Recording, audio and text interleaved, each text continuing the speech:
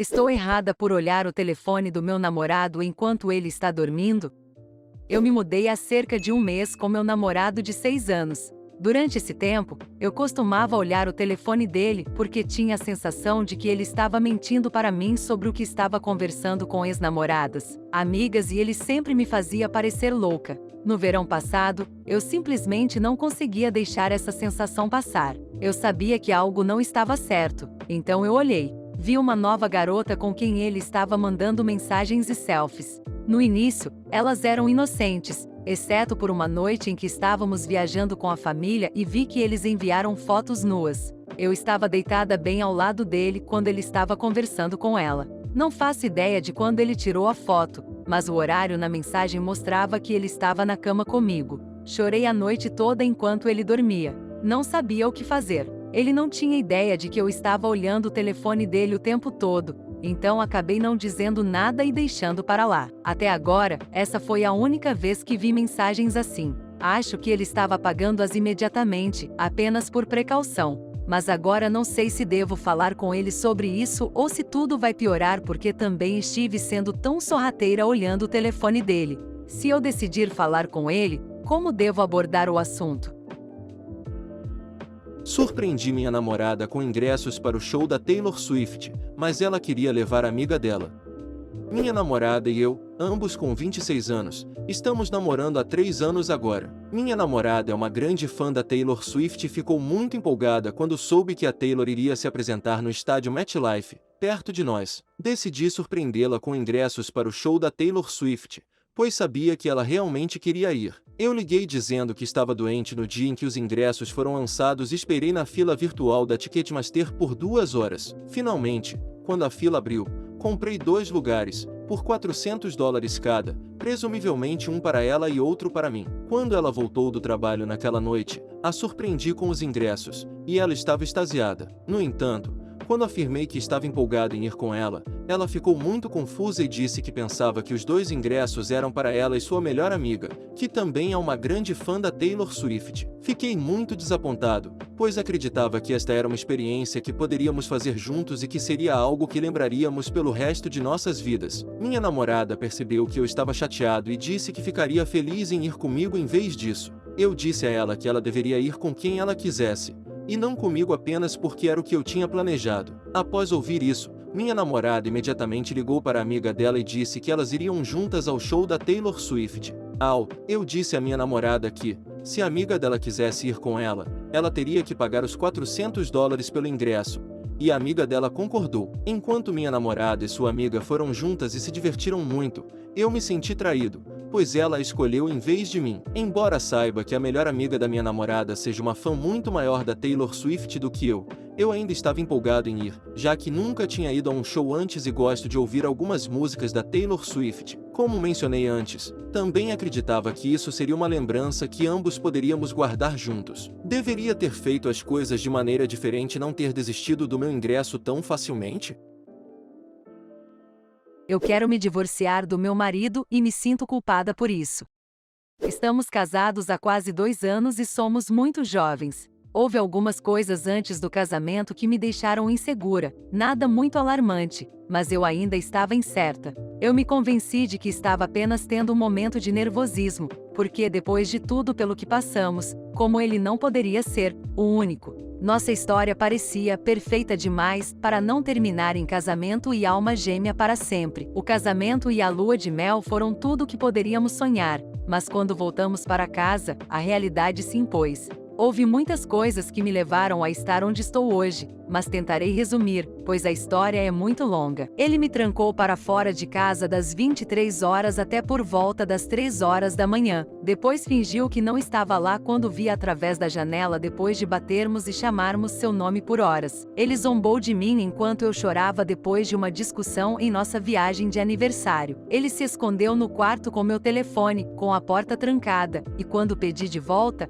ele o jogou em vez de entregá-lo a mim. Ele pediu o divórcio enquanto estávamos em uma viagem para ver minha família que eu não via há mais de 15 anos, porque não estava lhe dando atenção suficiente. Ele ameaçou sair de uma viagem de carro que ele sabia que eu precisava dele. Descobri um histórico dele assistindo a garotas seminuas. Quando confrontei sobre isso, ele disse: O que você vai fazer a respeito? Ele ameaçou deixar meu cachorro pequeno do lado de fora de casa uma noite quando saí para dar uma volta após uma discussão. E muitas outras coisas aqui e ali. Depois de tudo isso, é justo dizer que comecei a vê-lo de maneira diferente e o amor que sentia por ele se transformou em ressentimento por todas essas coisas. Eu não conseguia entender como ele poderia fazer coisas assim com alguém que ama.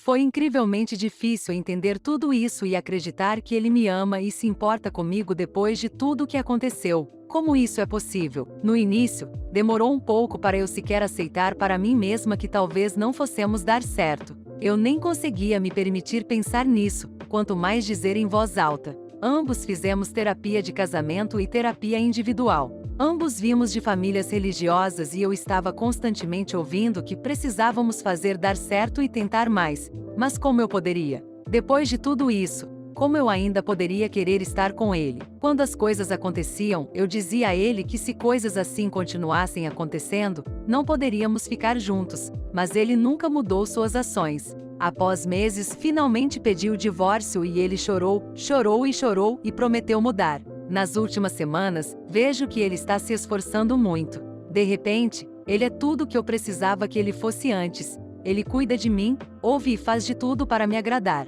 Mas, eu simplesmente não sinto o mesmo mais. A ideia de ficar juntos me enche de incerteza e ansiedade, só de pensar que ele pode voltar a ser como era antes. Eu não disse tudo, mas as coisas ficaram tão ruins que senti que ele não tinha empatia e era um narcisista.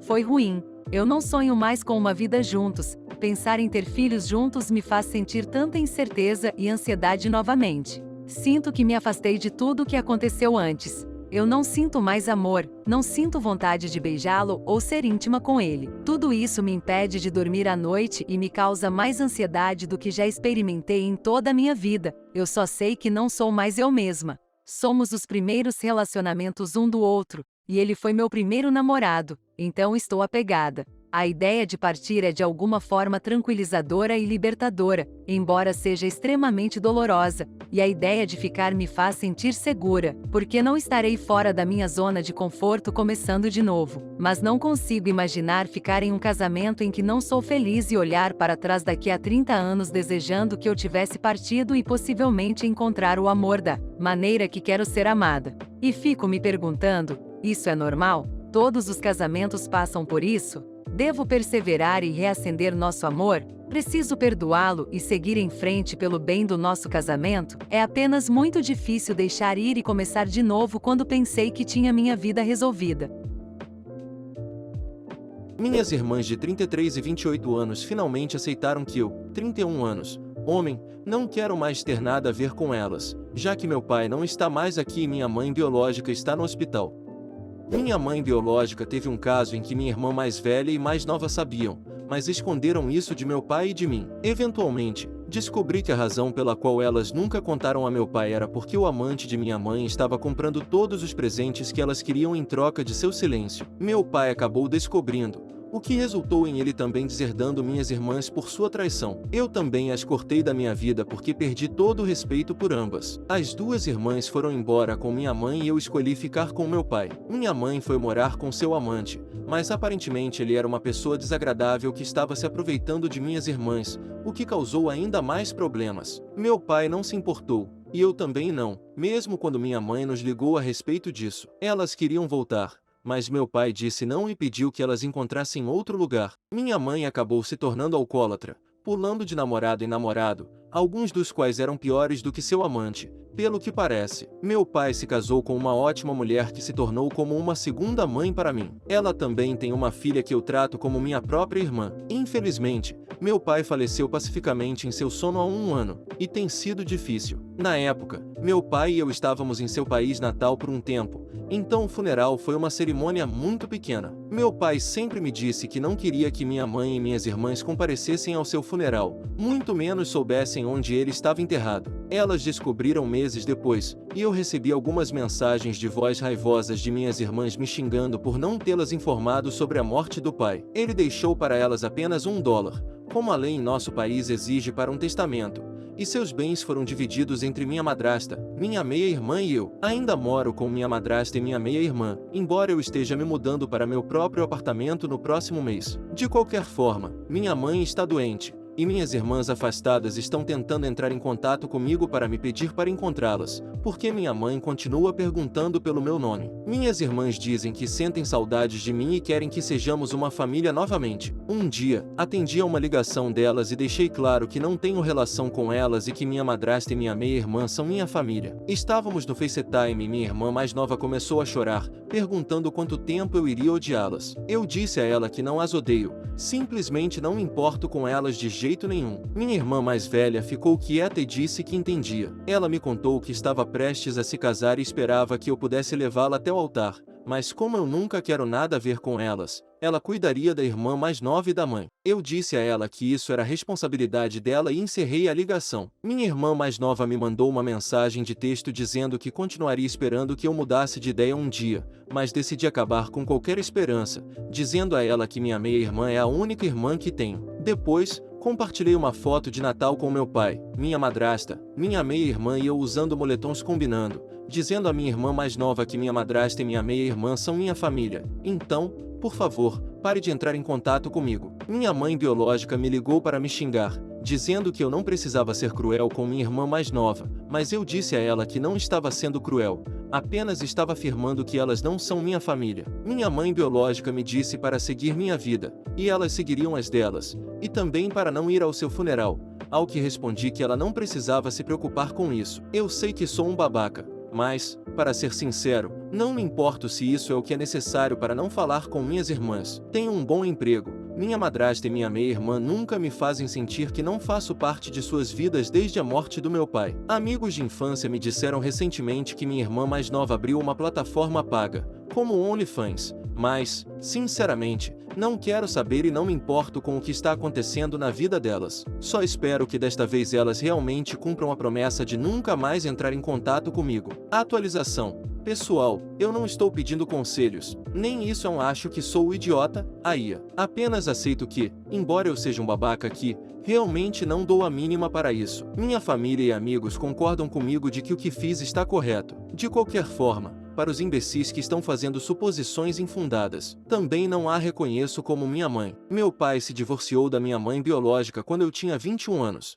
Minha irmã mais nova tinha 18. Elas não contaram ao meu pai porque queriam o dinheiro e os presentes do amante, que estava comprando coisas para elas que meu pai não podia. Éramos uma família de classe média baixa, então até mesmo sair para jantar era um luxo ocasional. Pelo que eu sabia, minha mãe estava traindo meu pai há 2 anos, mas, sinceramente, não me importo mais. Meu pai era um ótimo homem, mas, uma vez que cortava alguém de sua vida, essa pessoa estava fora para sempre, algo que eu admiro nele e segui seu princípio. Ele não deixou o divórcio afetá-lo, trabalhou mais do que nunca, sempre se certificou de estar lá para mim. Ele era um homem de família e amava minha mãe biológica e minhas irmãs até a traição, algo que ela sempre falhou em ver porque ela e minhas irmãs só o viam como um caixa eletrônico. O que aconteceu com minhas irmãs é responsabilidade delas. Não tenho nenhuma simpatia, não me importo com vocês que estão dizendo que eu deveria ser simpático à situação delas. Elas ainda defendiam minha mãe biológica mesmo depois do que aconteceu com elas,